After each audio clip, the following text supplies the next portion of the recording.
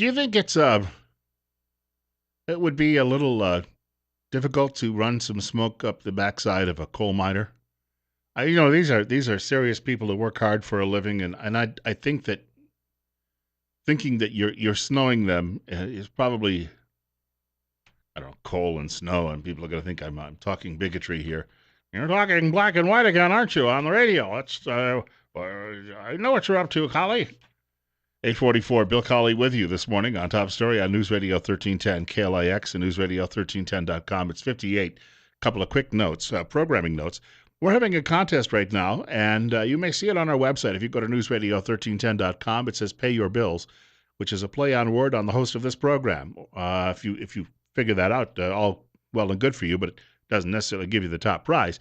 But it is an opportunity to perhaps win. There's details if you click on that particular notice on our website. Details there on how you might win $10,000. Also, our Click and Win contest is also going on for the next few days, and we wanted to point out that you could win a $50 gift certificate to Pizza Pie Cafe, which is in walking distance of my home. And if I go there and try the buffet, I'm going to have to walk just to burn some of it off, because if I go to a buffet, trust me, I'm not leaving anytime soon. And it's brought to you by Summit Restorations, offering the best quality carpet cleaning in the Magic Valley, up-to-date equipment, certified techs, and carpets that dry in half the time. And emergency cleanup and restoration services in the Magic Valley. If you've had a storm, flood, or fire damage, Summit Restoration can help, offering 24/7 emergency services for full restoration due to a storm, flood, or fire damage. To reach our program today, 736-0300. 736-0300, and we have a caller joining us this morning. A little late getting to our first caller of the day. I do apologize for that. Sometimes I do have a tendency to, talk a lot. Funny how we do that in talk radio. You're up next. You're on the air. Hey, speaking of coal miners and coal country, Utah has a town called Price, Utah, and I've been there, a couple times, but I know they had a coal mine. If I'm not mistaken, they had a coal-fired power plant.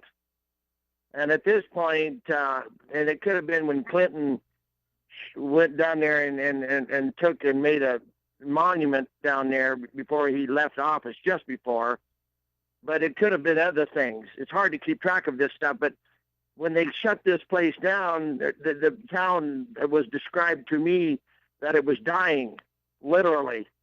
And there's, I don't know how many people live there, but it's not big, but it sure is not small either. And this is the kind of thing that is occurring, and I don't hear anybody caring about the people of Price, Utah, and what they're going to do now that they're out of a job because of phony science of global warming. And one of the guys said that his friend had a car dealership down there, and he says he's just finished. He's just out of business. And, this type of thing is so destructive to people. And you want to scream, but it's just a little example of what's going on, and that's my comment. Thanks, Bill. Hey, thank you. And the ripple effects from something like that closing. We talked yesterday about the effort to shut down the big coal-fired plant on the Navajo Reservation, which provides a great deal of the electricity for the western United States. And yet, President Clinton, or Rodham, or whatever she'll go by, if indeed we have such a thing in 2019, the Navajo will not have their lease renewed. And that means the price for power, electricity here in the West, will be skyrocketing, thanks to your friendly neighborhood Democrat. You're up next. You're on the air with Bill Colley on Top Story. Good morning, Bill. Bill, the previous caller brought it up, mentioned that right. The Riyatis from Indonesia helped support Bill Clinton, and they had the cleanest burning coal in the world, and also the cleanest burning coal in the world was in Utah. And Bill Clinton made that into a national park after the Riyatis gave him money for his reelection.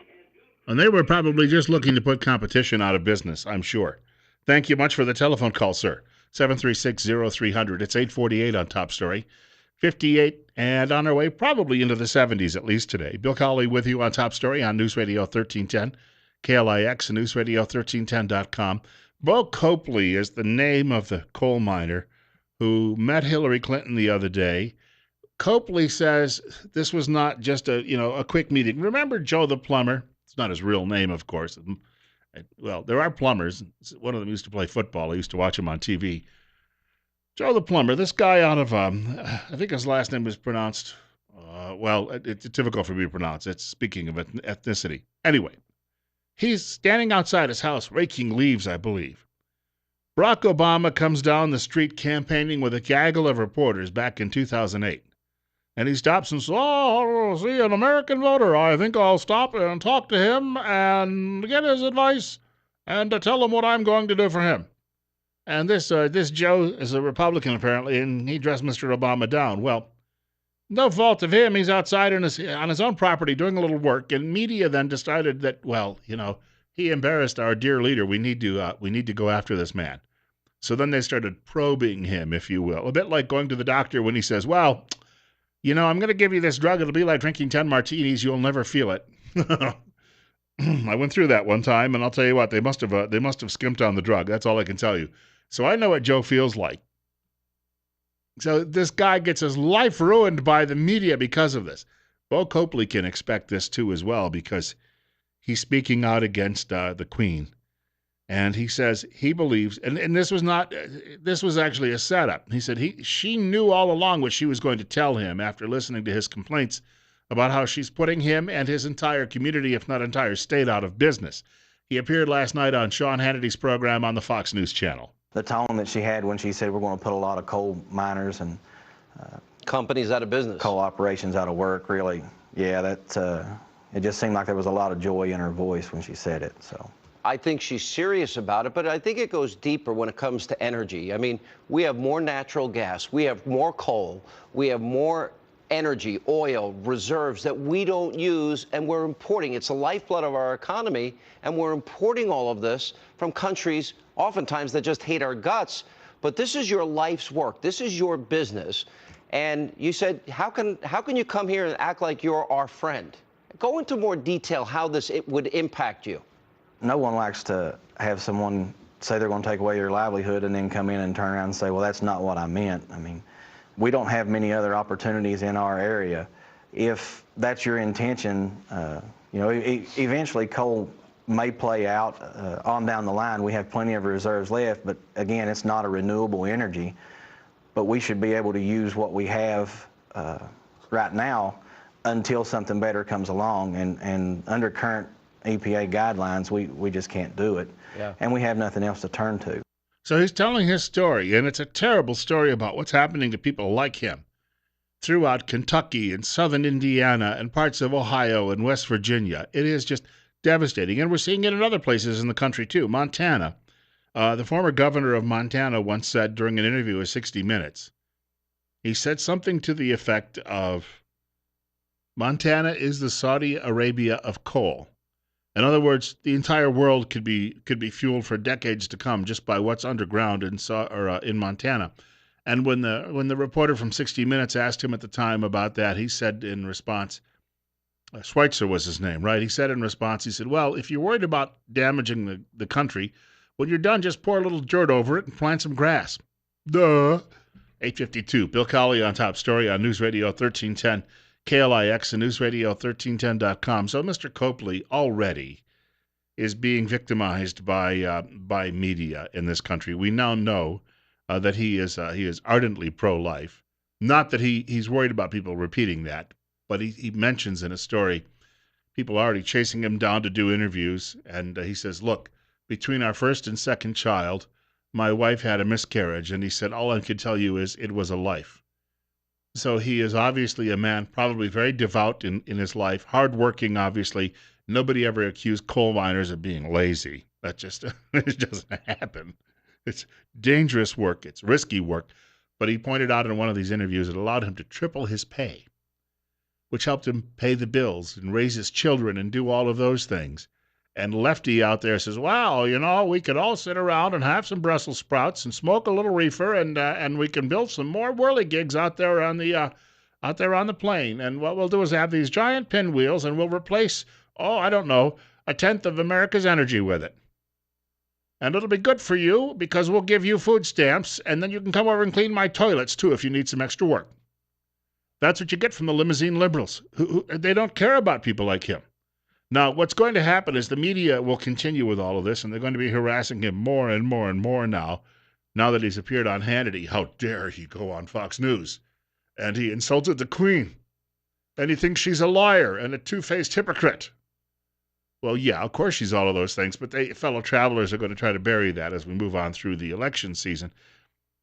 They will decide to tell you that in 1997 he might have been late on a car payment, and that back in high school he once looked cross-eyed at a classmate and the classmate's feelings were hurt. And we can't have that going on. And, he's just a typical mean-spirited Republican. We have another caller with us. You're up next. You're on the air with Bill Colley on Top Story on KLIX. Good morning, Bill. It's just amazing how they keep shutting down high-paying jobs and talk about how there's no high-paying jobs. So what is Hillary's plan? Put a McDonald's on every corner and pay them $15 an hour? We can all go across the street and spend our paychecks at the McDonald's on the other side for lunch. That will keep everyone working. It's just ridiculous. It's unbelievable.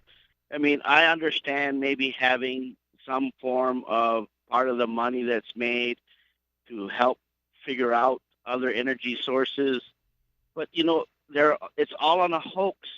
And this whole thing with everybody getting offended. I saw a great one on Facebook the other day. It says that anyone who gets offended, their parents have failed indeed. Yeah. Look at Mike Bloomberg trying to tell these students at that college the other day that safe spaces and the like do not help you prepare for life, and they booed him. It's unbelievable how they do this, and I don't understand how people keep falling for it. You can see the two-faced bullseyes that they tell. Here they are telling this guy that she's not for shutting him down when she actually said it. Right, and he put it out. She said it with glee. And you're supposed to believe it. You're supposed to believe that she's sincere. We've got governors in states now going to give rights to criminals to vote. Oh, right. Terry McAuliffe, he was the Clinton, what do they call it, consigliere? Is that it? While he was serving at the DNC. So what are we going to do now? Get rid of felonies totally? There's no consequences to doing something wrong. I think that, look, these are people who say that if you're a man who thinks you're a woman, you can go pee next to a little girl. They've completely lost their marbles, or they are intentionally trying to destroy us, and it's just another brick in the wall. I think it's the other. Hey, thank you for the call. Coming up on 8:57, Bill Colley with you on Top Story this morning on News Radio 1310 KLIX. Speaking of that, that bathroom situation is getting very, very dangerous for the people who are trying to hold the line and say no. The Justice Department is now coming in and saying it's a violation of the 1964 Civil Rights Law. If Bruce Lynn Jenner wants to come by your restaurant or your business and wants to pee next to your little girl, Bruce Lynn Jenner should be allowed to do it. Because it's just like denying someone lunch at a counter in the Deep South in 1964 because of the color of their skin. No. We can't allow that. So grown men who need to shave every day but think that they're girlies need to come in and sit next to your 3-year-old. And by golly, it'll be good for everybody because we don't want to hurt anybody's feelings. We'll talk about that in the next hour. In the meantime, we have a guest coming up just after 9 o'clock news. He is a candidate running in a primary. He's the challenger for Jerome County Sheriff. That's on the way with Bill Colley after Fox News. On Top Story on News Radio 1310 KLIX and NewsRadio1310.com. We're at 57.